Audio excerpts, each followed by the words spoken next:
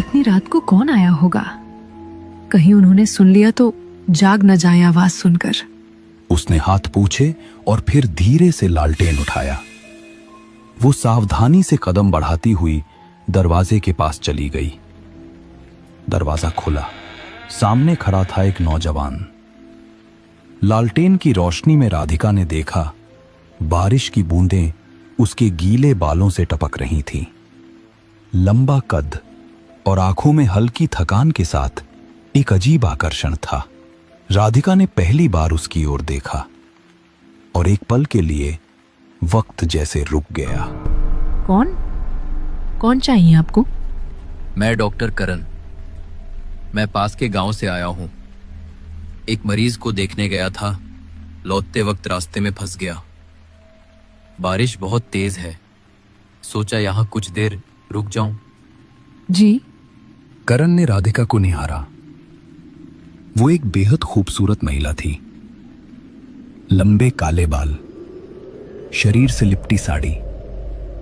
लालटेन की रोशनी में उसके सुंदर चेहरे पर चल रही हिचकिचाहट साफ नजर आ रही थी। आपको डरने की जरूरत नहीं है। मैं बुरा आदमी नहीं हूं। मुझे बस थोड़ी देर के लिए एक छत की जरूरत है। जी, ऐसी बात नहीं है। मेरे पति, मैं उनको बुलाती हूँ। आप अंदर आ जाइए। इतनी बारिश में बाहर रहना ठीक नहीं। राधिका के पीछे पीछे करण अंदर आया। वैसे मैंने आपको पहले भी देखा है। जी? मेरा मतलब है, यहां से गुजरते वक्त मैंने आपको खिड़की में दिया जलाते हुए देखा था। अच्छा, आप बैठिए, मैं अभी आती हूँ। राधिका वहां से चली गई। वाला बहुत पुराना था। करण ने चारों तरफ नजर दौड़ाई। घर में बहुत सी पुरानी चीजें रखी थीं। एक दीवार पर कई पुरानी तस्वीरें लगी थीं, धुंधली, पीली पड़ चुकी। बीचों बीच एक अधेड़ उम्र के आदमी और राधिका की तस्वीर लगी थी। अचानक पीछे से किसी के गले साफ करने की आवाज आई। दरवाजे पर वही तस्वीर वाला मोटा अधेड़ उम्र का आदमी खड़ा था। माथे पर गहरी शिकने, सिर पर कम बाल और आंखों में गहरा शक तैर रहा था। कौन हैं आप? मैं डॉक्टर करण। पास के गांव एक मरीज को देखने गया था। आते वक्त बारिश और रात दोनों ने रोक लिया। आसपास कोई घर नहीं था, तो सोचा यहीं आ जाऊं। आप इस वाड़े के? महेश्वर। मेरा नाम महेश्वर है, इस घर का मालिक।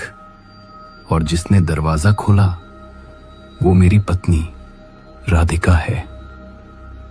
शहर से नया डॉक्टर आया है, इसकी मुझे कोई खबर नहीं थी। ठीक है, जब तक बारिश थमे रह सकते हैं। बैठिए। राधिका, चाय लाओ। सोफे पर बैठते हुए महेश्वर ने करण से पूछा, तो डॉक्टर साहब, गांव कैसा लगा?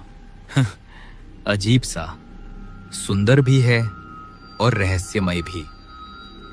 बहुत सी कहानियां सुनी हैं यहाँ की। कहानियां? हाँ, उस पुराने किले की जो पहाड़ी के पीछे आधा छिपा है। कौन सी कहानियां? कहते हैं गांव में रात को कोई बाहर नहीं निकलता। जैसे ही सूरज ढलता है, लोग दरवाजे बंद कर लेते हैं। गांव के पीछे जो पहाड़ और जंगल है ना, वहां अजीब आवाजें आती हैं। कोई नाम पुकारता है, कोई हंसता है। उसी वक्त राधिका आई, चाय के प्यालों के साथ। करण की आंखें अनजाने डर और आकर्षण से राधिका पर टिक गईं। महेश्वर चुप था, मगर उसकी निगाहें हर हलचल को परख रही थीं। राधिका ने चाय बढ़ाई। करण के हाथ का हल्का स्पर्श राधिका के हाथ से हुआ। राधिका चौंक गई और पीछे जाकर खड़ी हो गई। आप कुछ कह रहे थे? जी, कहते हैं पहाड़ियों पर कुछ आत्माएं हैं जिन्हें अब तक मुक्ति नहीं मिली। जो भी रात में भटक जाता है वो उनसे मिलता है। पहले तो वो इंसान की तरह बात करती हैं, अपने पुराने घरों, अपनों की बातें करती हैं, पर धीरे धीरे उसे अपनी ही दुनिया में खींच लेती हैं। गांव में लोगों को तरह तरह की कहानियां बनाने की आदत है डॉक्टर साहब। कहीं आप इस पर विश्वास तो नहीं कर बैठे? नहीं, मैं तो बस आंखों देखी चीजों पर ही विश्वास करता हूं। ऐसी कहानियां बस जी बहलाने के लिए होती हैं, और मुझे तो बस ऐसी कहानियां सुनाने में दिलचस्पी है। क्या आपने कभी ऐसी चीजों का अनुभव किया है? आपका ये वाड़ा तो पहाड़ी के पास ही है। जी नहीं, हम यहाँ सदियों से रह रहे हैं। हमने कभी ऐसी चीजों का अनुभव नहीं किया। अच्छा, राधिका जी, आप भी कुछ कहिए ना। जी जी, मैं नहीं।